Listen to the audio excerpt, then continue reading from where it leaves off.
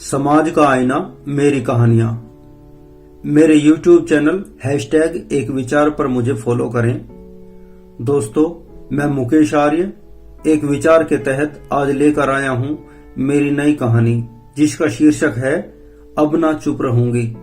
उम्मीद करता हूं पसंद आएगी। इकलौते बेटे की शादी करने के बाद वैष्णो देवी के दर्शन करके लौटी सावित्री बहुत खुश थी। उसकी सारी जिम्मेदारियां पूरी जो हो चुकी हैं। 3 साल पहले बेटी की शादी कर चुकी है। अभी 2 महीने पहले बेटे की शादी करके सावित्री वैष्णो देवी के दर्शन के लिए गई थी। 10 साल पहले जब सावित्री के दोनों बच्चे छोटे थे, तब पति के देहांत के बाद सावित्री ने माँ और बाप दोनों का प्यार अपने बच्चों को दिया, पाल पोष कर बड़ा किया और उन दोनों बच्चों की शादी कर दी। सावित्री आज बहुत खुश है। उसे लग रहा है कि उसने अपनी सारी जिम्मेदारियों को बखूबी निभाया और अब वह चैन से मर सकती है। अपने बेटे के लिए लाखों में एक लड़की ढूंढ कर लाई है सावित्री। सावित्री जिस तरह खुद पढ़ी लिखी है, उसी तरह ही अपने बेटे के लिए वह पढ़ी लिखी लड़की चुन कर लाई है। इज्जतदार खानदान की एक सुशील लड़की, सावित्री की बहू, जिसका नाम है पवित्रा। नाम ही की तरह सावित्री की बहू पवित्रा में गुणों का भंडार है। वह एक आदर्शवादी परिवार की आदर्शवादी बेटी है। सावित्री भी अपनी बहू को बहुत प्यार करती है। जैसे ही सावित्री ने अपने घर में कदम रखा, पवित्रा ने सास को देखते ही दौड़कर उनके पैर छुए। सास के हाथ से बैग लेकर एक तरफ रखते हुए झट से पवित्रा सास के लिए पानी का गिलास लेकर आई। सास को पानी देकर पवित्रा जैसे ही मुड़कर चली तो सावित्री की निगाहें पवित्रा की पीठ पर जाती हैं। बहू की पीठ पर लाल निशान देखकर सावित्री के तन बदन में बिजली सी कौंध जाती है। वह अपनी कुर्सी से उठती है और दौड़कर पवित्रा को पकड़ उससे पूछती है, तुम्हारी कमर पर यह क्या हुआ है? कुछ भी तो नहीं माँ, कुछ नहीं हुआ मुझे, पवित्रा ने हकलाते हुए कहा। नहीं, कुछ तो हुआ है, मुझसे मत छुपा बेटी, सच सच बता, हुआ क्या है तुझको? बहू से बात करते हुए सावित्री के मन में मानो कोई बवंडर उठ रहा हो। मैं सच कहती हूं, मुझे कुछ नहीं हुआ माँ। अब के बार जवाब देते हुए पवित्रा की आंखों से आंसू बह चले। अब तो सावित्री अधीर हो चुकी थी। उसने बहू की आंखों से आंसू पोंछे। कुछ पलों के लिए पवित्रा को लगा कि उसकी सास उससे बात नहीं कर रही, बल्कि उसकी मां से बात कर रही है।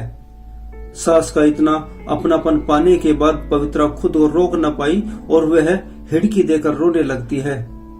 सावित्री अब पवित्रा को छाती से लगाकर चुप हो जा, बस मत रो, मुझे बता क्या हुआ है। पवित्रा अपने ऊपर बीती हुई सारी बातें अपनी सास से कह देती है। पवित्रा अपनी सास से बताती है कि आपके वैष्णो देवी जाने के एक दिन बाद उसकी बुआ के लड़के का फोन रात को 12 बजे के बाद आया। मेरी बुआ जी बहुत बीमार थी और वह मुझे देखना चाहती थी, लेकिन इन्होंने मेरे हाथ से फोन छीनकर मुझे बहुत बुरा भला कहा और मेरी बुआ के लड़के के साथ गलत संबंध होने का आरोप लगाकर मुझे बेल्ट से पीटा।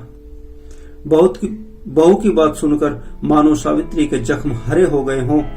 सावित्री को अपना बीता हुआ कल याद आने लगा कि किस तरह उसका पति शराब पीकर उसको बेल्ट से पीटा करता था।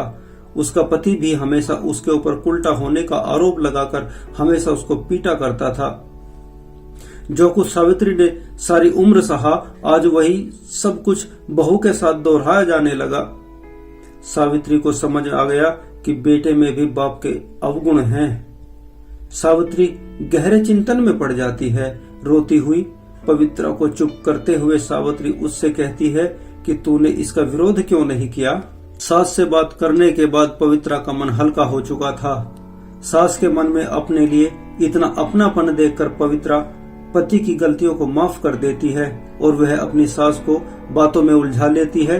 वह अपनी सास से कहती है कि सब ठीक हो जाएगा, लेकिन सावित्री को तो अपने बीते हुए दिन झकझोरने लगते हैं। सावित्री तय करती है कि जो मेरे साथ हुआ वह सब मैं अपनी बहू के साथ नहीं होने दूंगी। वह इस झगड़े की तह तक जाती है तो उसे पता लगता है कि उसकी बहू निर्दोष है। उसका लड़का ही अपनी पत्नी के ऊपर शक करता है। अब तो सावित्री ने इसके खिलाफ कोई कड़ा कदम उठाने का मन बना लिया था। एक रात जब सभी लोग बैठकर टीवी देख रहे थे तो लगभग रात के 11:30 बजे होंगे। सावित्री के लड़के अमित के फोन पर उसके ऑफिस से काम करने वाली रीना का फोन आया। फोन को सुनने के लिए अमित अपना फोन लेकर कमरे से बाहर चला जाता है।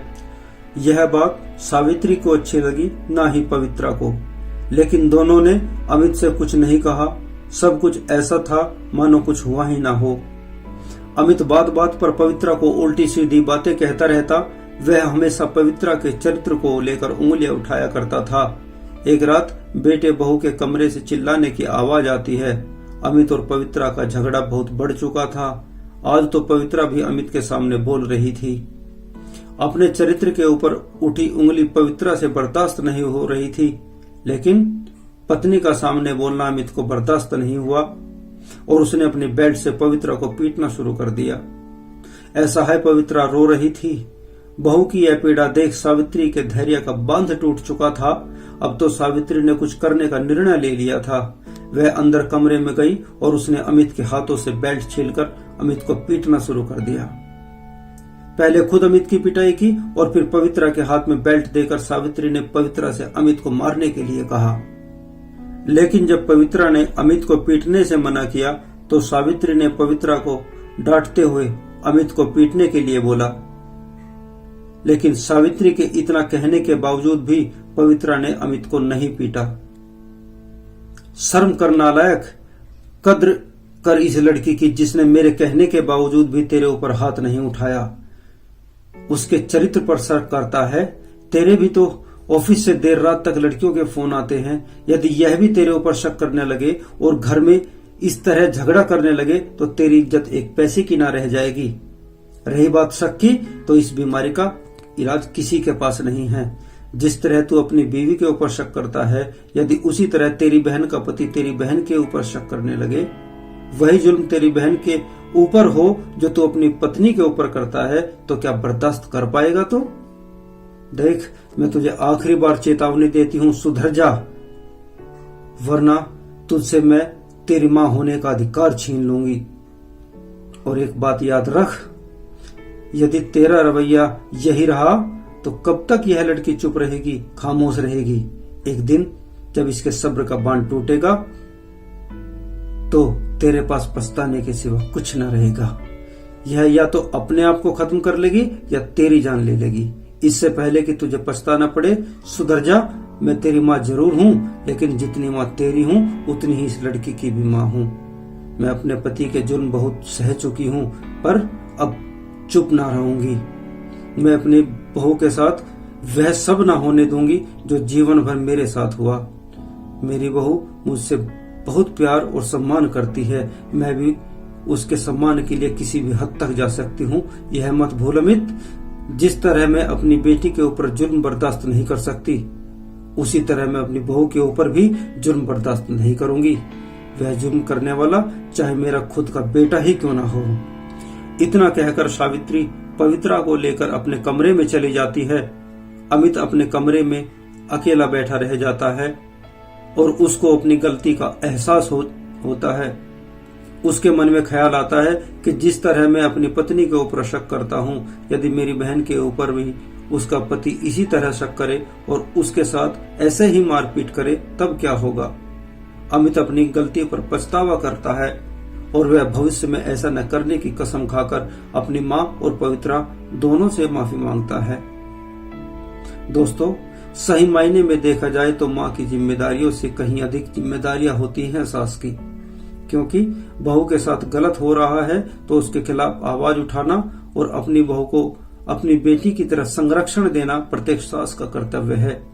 यदि हर सास अपनी बहू को बेटी और हर बेटी अपनी सास को अपनी माँ का दर्जा दे तो घरों में होने वाले झगड़े बिल्कुल खत्म हो जाएंगे। कहानी कैसी लगी दोस्तों? कहानी पसंद आई हो तो लाइक, कमेंट, शेयर और सब्सक्राइब जरूर कीजिएगा। फिर मिलेंगे जल्दी ही किसी नई कहानी के साथ। बहुत बहुत धन्यवाद।